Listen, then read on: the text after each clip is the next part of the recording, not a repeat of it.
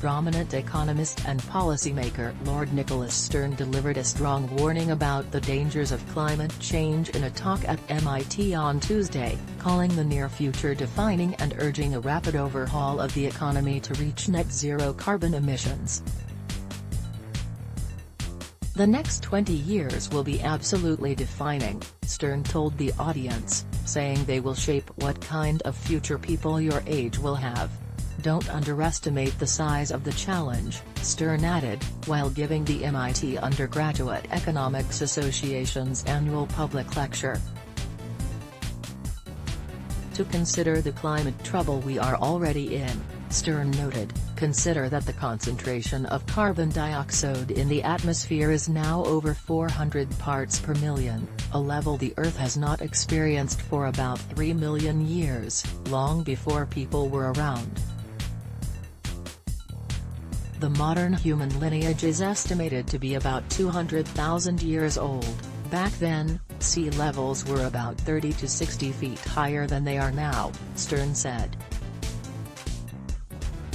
"The recent rise in carbon dioxide concentrations has created rapidly increasing temperatures that could raise the ocean back to those pre-human levels, which would profoundly alter our civilization's geography. It would be Oxford by the sea," Stern said, referring to the English university seat that lies about 50 miles inland at present. "Bangladesh would be completely underwater. Moreover," Stern noted, "Southern Europe would probably look like the Sahara Desert. And with a 2°C rise in average temperatures," Stern pointed out, "the proportion of people on Earth exposed to extreme heat would jump from 14% to 37%. This is the kind of heat that can kill, in a big way," Stern warned.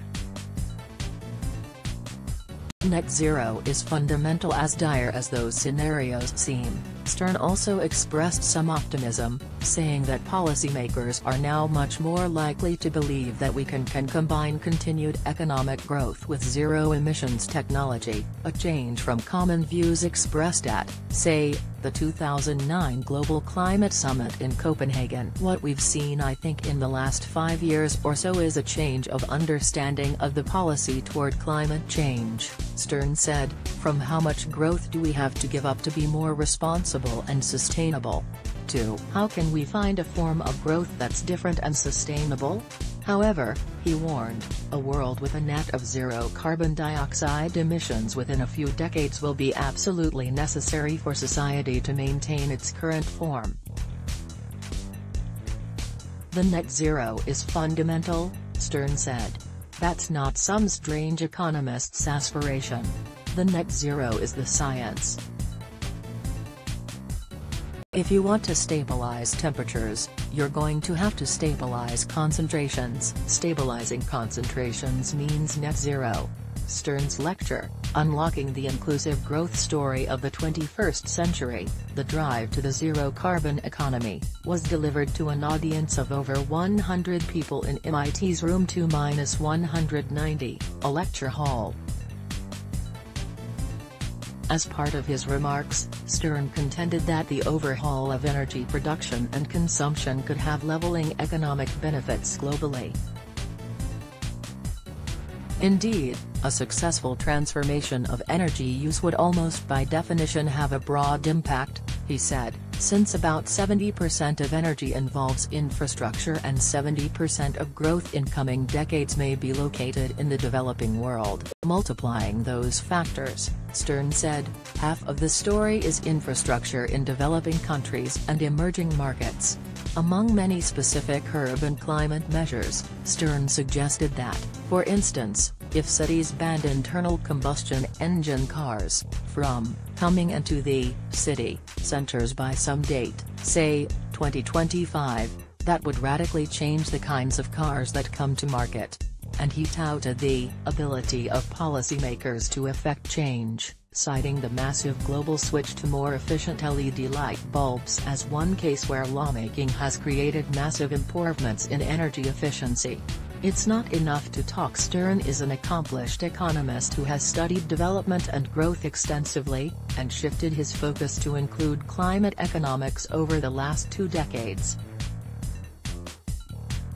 He is Professor of Economics and Government and Chair of the Grantham Research Institute on Climate Change and the Environment at the London School of Economics. Stern may be best known in public for his work as a minister in Britain's Treasury Department, where he spearheaded a major report on climate and economics, released in 2006. In 2007, Stern was made a life peer in Britain in 2007, and sits in the House of Lords, as a non-partisan member, he reminded the audience on Tuesday. Stern was chief economist of the World Bank from 2000 to 2003, and president of the British Academy from 2013 to 2017. As Stern remarked at the beginning of his talk, he also spent a year at MIT in the early 1970s, working with MIT economist Robert M. Solow. Stern said the institute has been my U.S. home through the years. At one point, Stern asked audience members to raise their hands if they were economists. A significant percentage of people in the room did so. "Those of you who are not economists," Stern quipped, "it was your decision, and you have to live with it." Stern was introduced at the event by Paul Joskow, the Elizabeth and James Killian Professor of Economics, Emeritus, at MIT, and a faculty member at the Institute for over 45 years. Joskow also led off the question-and-answer session after Stern's talk with a query about rural land use and its impact on climate. Stern responded that, although he had emphasized urban policy in his talk, rural policies such as reforestation should play a significant role in capturing excess carbon dioxide. Stern fielded a wide variety of queries, including one about the economics profession from an audience member who asked, "As an economist working on an issue that affects the world in a relatively short time frame, is it enough, is it persuasive enough, to be doing research, and doing presentations like this?" "No," Stern responded instantly. "That's why I spend a lot of time doing other things." In recent years, Stern has worked with high-level government officials on climate policy matters in China, India, France, and for the UN, among other projects. As advice for economics students concerned about climate, Stern suggested, invest in your own skill. And he left no doubt about his own view on the importance of the climate challenge. "We have the biggest problem facing humankind," Stern said.